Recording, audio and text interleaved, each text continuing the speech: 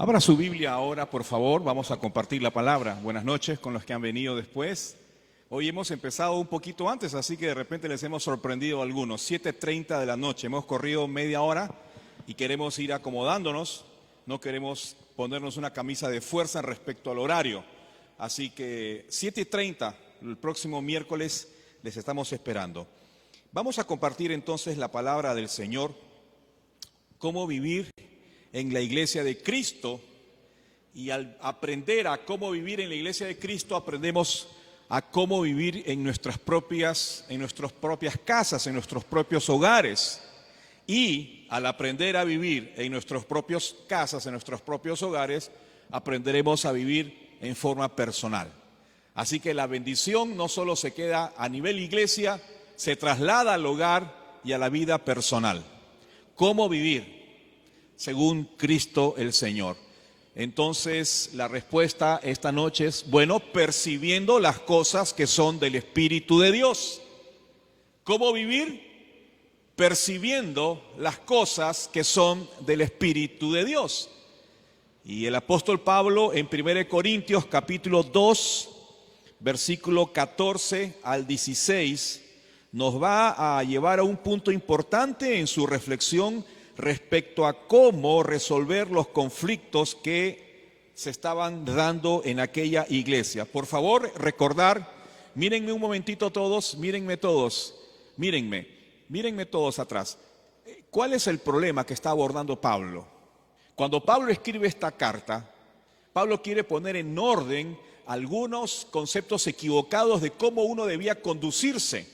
¿Por qué? Porque le había llegado a los oídos el informe de que cada uno estaba viviendo como bien le parece, que estaban abusando de sus logros personales como son los dones y los talentos y los oficios y las habilidades que tenían. Se sentían superiores a los demás, miraban con cierto desprecio a otros. Había divisiones importantes en el sentido de que yo me identifico con el apóstol Pablo, y había un grupo que decía, sí, con Pablo no hay nada como él. Y había otros que decían, yo me prefiero a Apolos, ¿te acuerdas, verdad? Y entonces había una gran confusión. En este momento de la carta, el apóstol llega a un punto crucial. Me lo imagino escribiendo, tratando de resolver el problema, dependiendo de Dios, y llega a un punto crucial. ¿En qué sentido, pastor? En que ahora va a decirnos la clave para poder vivir diferente, para poder enfrentar ese problema. Y cuando aprendamos del ejemplo de los corintios, cómo tenían que resolver su problema, vamos a aprender nosotros a resolver los propios. ¿Qué le parece?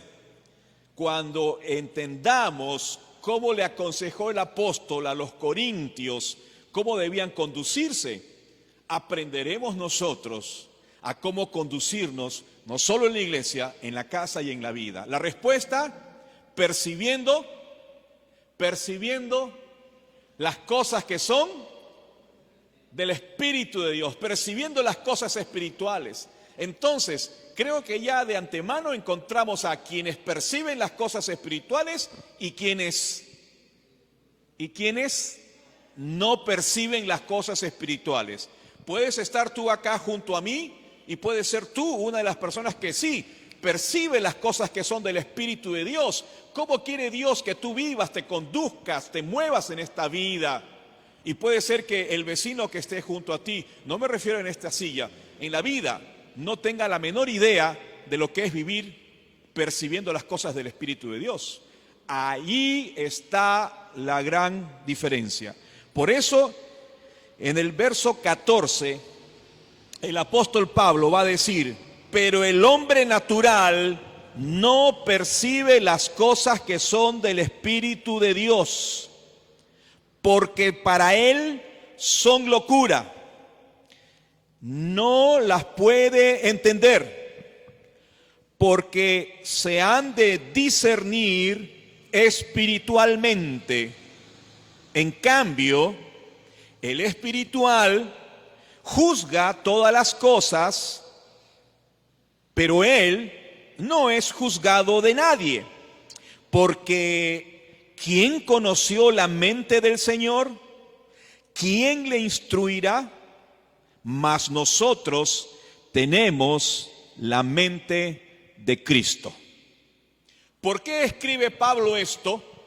Porque habían serios problemas en la iglesia de Corinto. ¿Por qué escribe Pablo esto? Porque habían conflictos personales en la iglesia. ¿Por qué escribe esto? Porque estaba en riesgo la unidad de la iglesia, la comunión de la iglesia y en consecuencia la fraternidad, la amistad, el amor, el respeto. Se iba a quebrar esa iglesia, se iba a dividir esa iglesia, ya estaba dividida, pero se iba a terminar partiendo. Mi amado hermano, frente a los problemas de la vida, tenemos que plantear soluciones. Si tú consideras que vienes arrastrando un cierto problema, hay que plantear una solución. Pablo presenta entonces la solución a los serios problemas de la iglesia de Corinto. Las divisiones, dice Pablo, y es lo que ha venido explicando, son contrarias al deseo de Dios para su iglesia.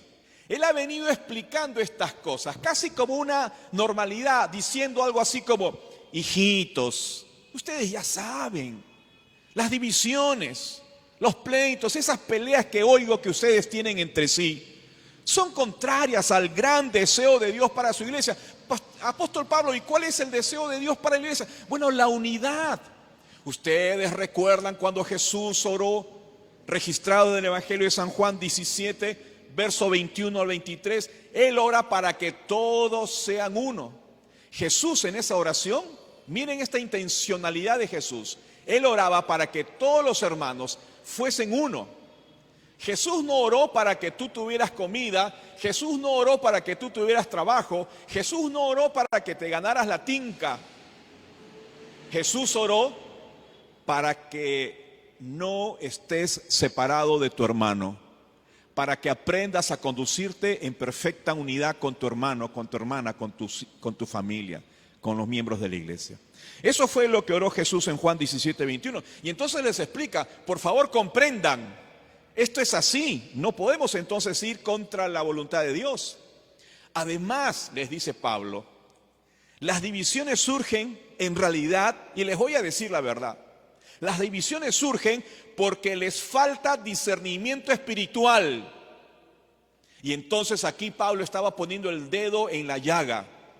Pararon las orejas los hermanos de Corinto, los maestros de aquella iglesia, los hombres y las mujeres que estaban ahí disputándose la autoridad y la primacía y el reconocimiento en aquella iglesia.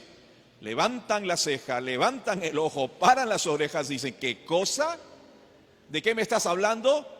Esos problemas que ustedes tienen, atención, esos problemas que ustedes tienen es porque les falta discernimiento espiritual.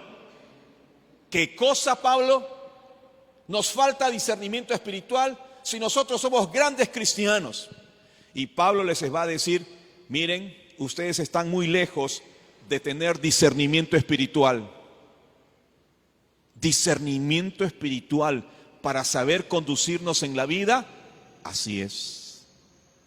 Esta es la gran propuesta de Dios, porque la unidad de la iglesia es una obra del Espíritu. La unidad no del edificio, sino de entre un hermano y otro hermano. ¿Cómo puedes estar unido con tu hermano? ¿Cómo puedes estar en buenas relaciones con tu hermano? Con tu esposo, con tu esposa, con tus hijos, con la nieta, con la abuela.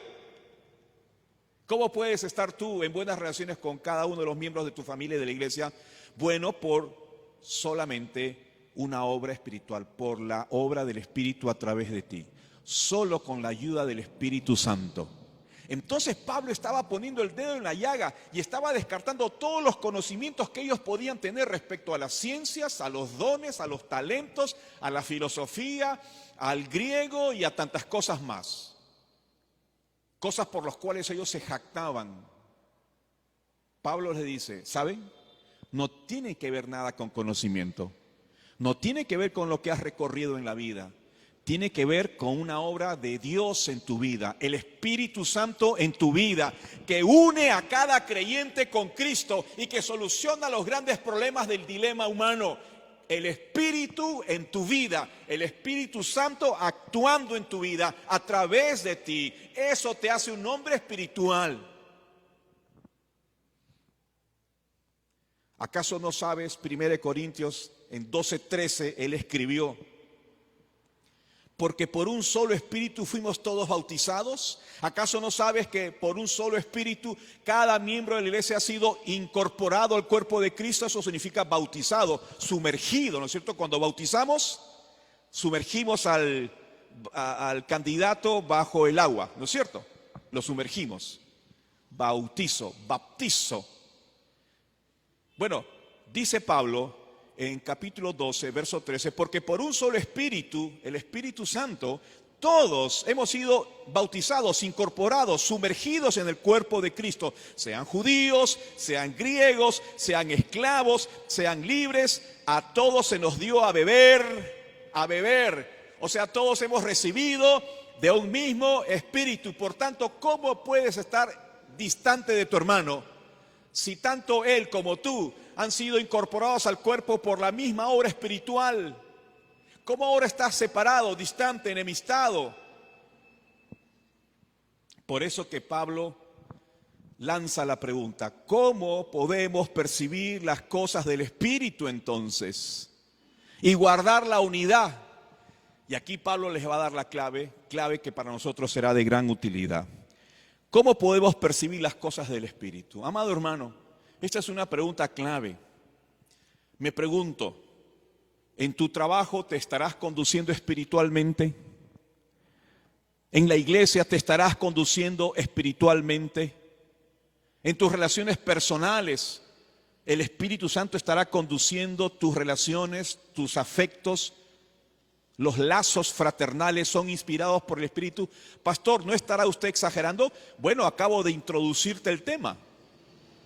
Acabo de explicarte efectivamente que el gran dilema es la presencia o la ausencia del Espíritu Santo. Y la lógica es, si todos hemos sido incorporados al cuerpo de Cristo por un mismo Espíritu, ¿cómo podemos estar separados tú y yo? Enemistados tú y yo. Entonces la gran pregunta es, ¿cómo lo hacemos?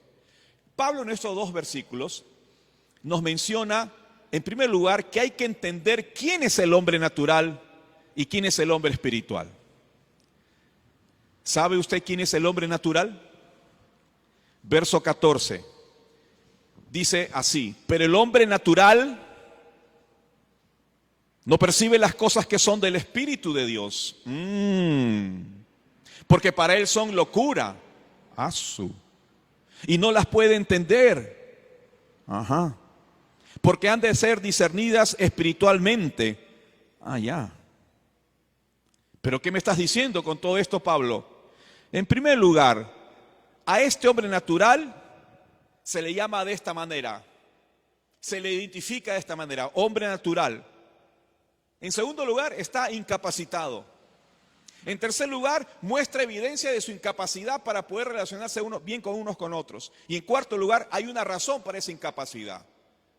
¿Me puedes explicar eso despacito, Pablo? Con mucho gusto. Primero se le llama hombre natural. Tú tienes que reconocer que hay alguien en la congregación, en la vida, que delante de los ojos de Dios se le llama hombre natural. Puede ser una mujer, puede ser un hombre, puede ser un joven, puede ser un niño, no importa. El hombre natural es aquel que va a estar describiendo Pablo como aquel que está imposibilitado de poder percibir las cosas del Espíritu. Entonces, este nombre tienes que recordarlo: el hombre natural.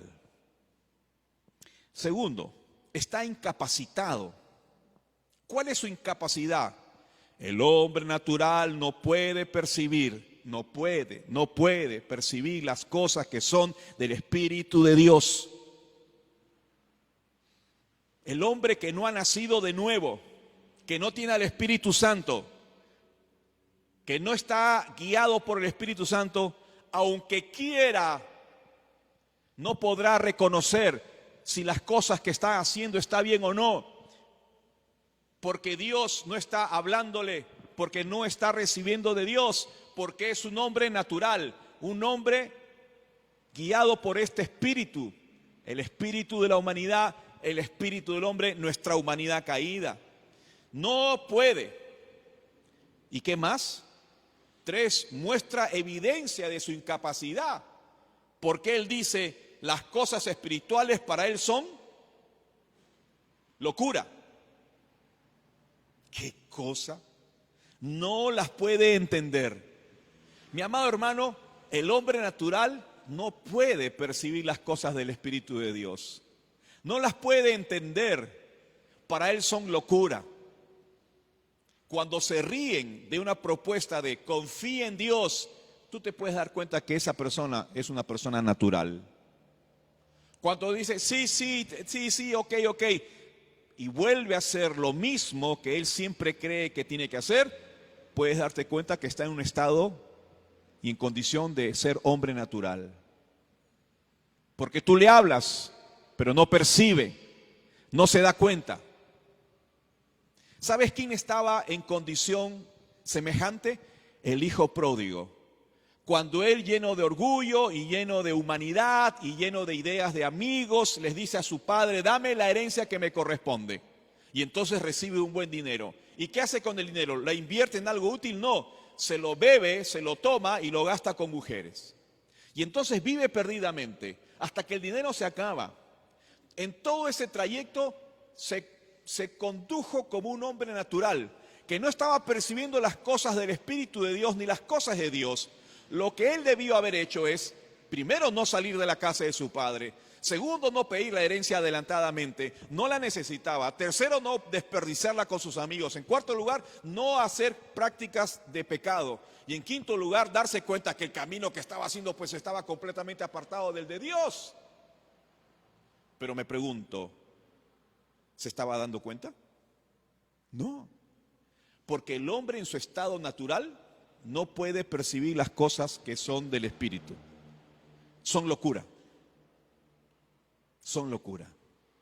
Pero algo más, nos da la razón el apóstol de por qué esa es una incapacidad. Porque siempre deben discernirse espiritualmente. Es la única forma de que él pudiera entender si su camino es bueno o no. Por eso Pablo les dice, entonces, hay un hombre que es natural. Hay un hombre que no puede discernir las cosas espirituales, que siempre va a generar conflicto. Y que tienes que entender de que si tú eres este hombre, porque estoy describiéndote, entonces tienes que tomar una decisión, tienes que entender que este no es el camino. ¿Y cuál es el camino? Bueno, número 2, entiende quién es entonces un hombre espiritual. Muéstrame, Pablo, quién es ese hombre espiritual. En el verso 15 y en el verso 16, el apóstol Pablo le explica y dice, en cambio, el espiritual, o sea, la persona espiritual, juzga todas las cosas, pero él no es juzgado de nadie, porque ¿quién conoció la mente del Señor? ¿Quién le instruirá? Mas nosotros tenemos la mente de Cristo, dice Pablo. Entonces, a este hombre natural es opuesto al hombre espiritual. ¿Por qué? Porque su nombre es diferente. Se le llama hombre espiritual. Un hombre guiado por el Espíritu, si quieres. Está capacitado para ver las cosas del Señor. Muestra evidencias de esta superioridad espiritual. Y en cuarto lugar, hay una razón para esta capacidad. ¿Cómo es esto? Primero se le llama hombre espiritual. Entonces entendemos que hay algunos que se conducen en forma natural y hay quienes se conducen en forma espiritual.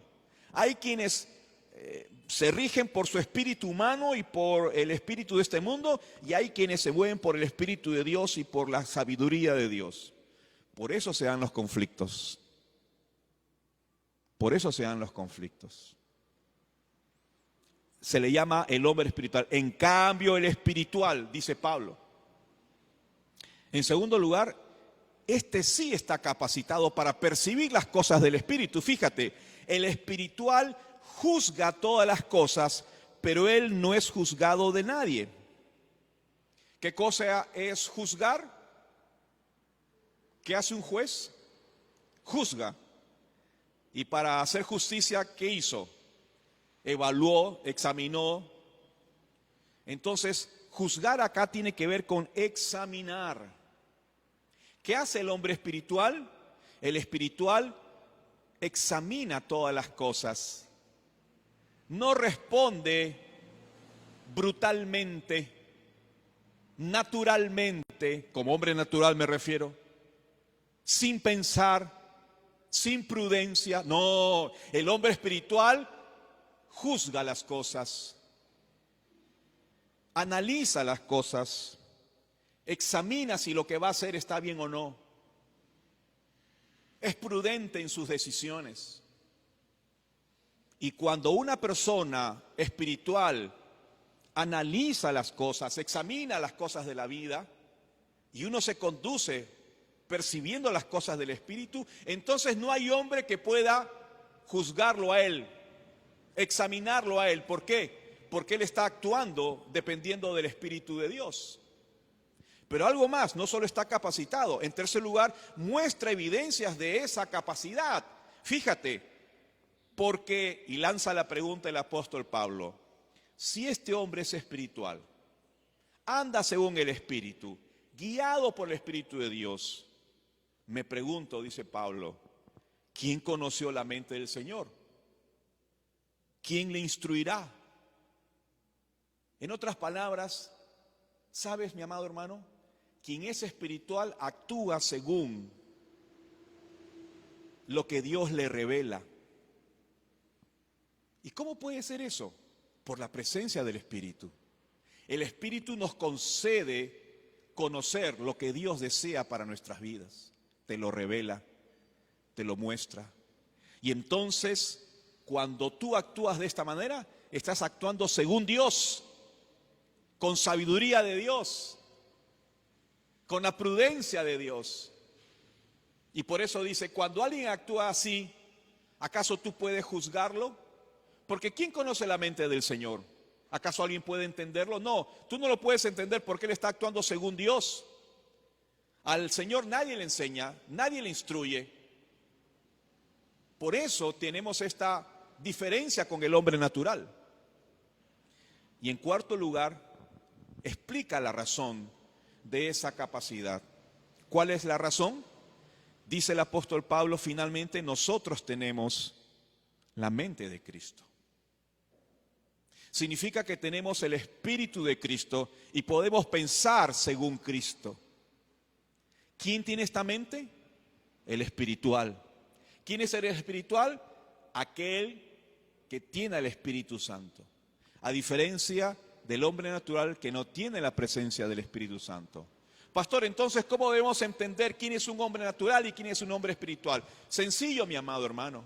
Pablo en este contexto del capítulo 2 habla claramente quién tiene a Cristo y quién no tiene a Cristo. Quién tiene el Espíritu de Dios y quién no tiene el Espíritu de Dios. Quién se conduce según los principios de este mundo y según los principios de la carne, sin Dios y sin Espíritu de Dios. Y quién se conduce según Dios y según el Espíritu de Dios y lo hace espiritualmente. Dos clases de hombres. Entonces el hombre natural no puede percibir las cosas del Espíritu, comete torpezas, mete la pata, genera problemas y causa divisiones. El hombre espiritual es prudente, analiza, juzga, examina las cosas antes de hacerlas.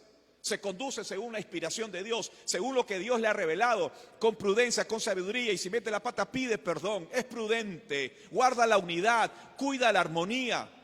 Ese es el hombre espiritual. Así que, hermanos de Corinto, si ahora hay problemas es porque se están conduciendo como hombres que no tienen a Cristo, como hombres que no tienen al Espíritu. Yo les muestro un camino mejor. Condúzcanse como hombres según Dios, espiritualmente. Y ustedes serán los espirituales porque se conducen según la revelación del Espíritu. Y el Espíritu conoce la mente de Cristo. Y el Espíritu les revela y les concede conocerle la voluntad de Dios. Y aquí entonces está la gran diferencia. Por eso debemos concluir y darnos cuenta que hay dos tipos de personas, el hombre natural y el hombre espiritual. Y después de haberte explicado quién es uno y quién es el otro, la pregunta que nos toca lanzar es la siguiente. ¿A quién te pareces? ¿A quién nos parecemos? Si tú me dices, pastor, ¿y a quiénes se parecía estos hombres que generaban divisiones allá en la iglesia, allá en Corinto? Sin duda al hombre natural. Y no se asemejaban al hombre espiritual. Por eso, la clave para que nosotros podamos conducirnos según la sabiduría de Dios, que es completamente diferente a la sabiduría del conocimiento humano, es tener conciencia si, en primer lugar, tenemos al Espíritu de Dios en nuestras vidas. ¿Lo tienes? ¿Tienes al Espíritu de Dios en tu alma, en tu vida, en tu vida? Pastor, ¿cómo puedo saber si realmente lo tengo? La pregunta es sencilla. ¿Entregaste algún día tu corazón al Señor? Porque cuando Él lo hace, cuando tú lo haces, Él viene a habitar en tu vida. Él viene a estar en ti, contigo. Y te convierte en un hombre y en una mujer espiritual. Pastor, ¿eso significa superioridad? No, al contrario.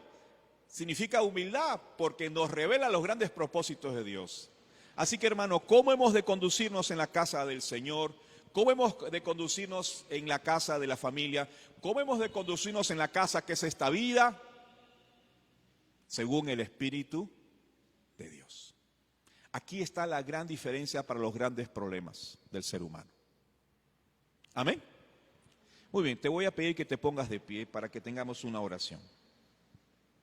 Pero el hombre natural no percibe las cosas que son del Espíritu de Dios, porque para él son locura y no las puede entender, porque han de ser discernidas espiritualmente. En cambio, el espiritual juzga todas las cosas, examina todas las cosas, porque ¿quién conoció la mente del Señor? ¿Quién le instruirá? Mas nosotros tenemos la mente de Cristo. Por eso es que nosotros podemos ahora entender a ese joven que se apartó de su padre, que es el hijo pródigo. Mientras se separaba de su padre, mientras gastaba su dinero, mientras se relacionaba con el pecado y mientras vivía perdidamente, anduvo como un hombre natural. Llegó al punto de estar comiendo humilladamente entre cerdos. No tenía más dinero, no tenía más comida. Y recuerden ustedes que estaba allí, entre los cerdos. Y en esa condición natural, porque no percibía las cosas del Espíritu, de pronto sucede el milagro que solo viene de Dios. Lo hizo volver en sí, recapacitó, se dio cuenta dónde estaba, se dio cuenta qué humillación representaba su condición, se dio cuenta lo bajo que había caído, por debajo de ser humano, un subhumano. Se dio cuenta de lo que había dejado, se dio cuenta de lo que había perdido, se dio cuenta cuán lejos estaba de la casa de su padre. Pero ese toque de Dios, esa conciencia de Dios, no solo le sirvió para darse cuenta el estado de pecado en que se encontraba y distante de Dios, sino que activó su voluntad y dijo: regresaré donde mi padre. Y le guió al arrepentimiento. Le diré: Padre, perdóname porque he pecado contra el cielo y contra ti. ¿Quién hace eso? El Espíritu de Dios. Cerremos nuestros ojos. Señor que estás en los cielos, solo tú puedes revelarte a nuestro entendimiento. Somos hombres sujetos a esta naturaleza, a esta carnalidad. Vivimos en esta humanidad que influye en nuestra mente, golpea nuestra mente, satura nuestra vida con tanta forma humana de pensar, de actuar, de reaccionar, de valorar las cosas, de elegir caminos según la mente, los principios de esta humanidad. Pero hoy hemos aprendido que no solo podemos ser hombres naturales, sino que podemos abandonar esa clase de vida para convertirnos en hombres espirituales, guiados por tu Espíritu, y tu Espíritu conoce tus pensamientos y tu sabiduría, y tu Espíritu en nosotros nos revela cómo hemos de conducirnos, cómo hemos de vivir, cómo hemos de pedir perdón, cómo hemos de enmendar nuestros caminos, cómo hemos de ser prudentes, cuándo ser prudentes. Solo tu Espíritu en nuestra vida nos convierte en esos hombres con la mente de Cristo, con la forma de pensar de Cristo. Y Él oró, Señor, para que todos sean uno y no hayan divisiones. Padre, gracias por lo aprendido en esta noche, la gran diferencia entre una clase de vida y otra. Ayúdanos, Señor, a depender de ti, a tomar conciencia de la presencia del Espíritu en nuestra vida y a rogarle que nos dirija en todo tiempo y en todo momento. Gracias, Padre bueno. Te lo rogamos, como siempre, amado Padre, en los méritos de nuestro Señor Jesucristo. Y todos decimos, amén. Así puesto de pie, vamos a cantar una canción. ¿Qué le parece? Amén. Necesitamos el poder del Espíritu Santo.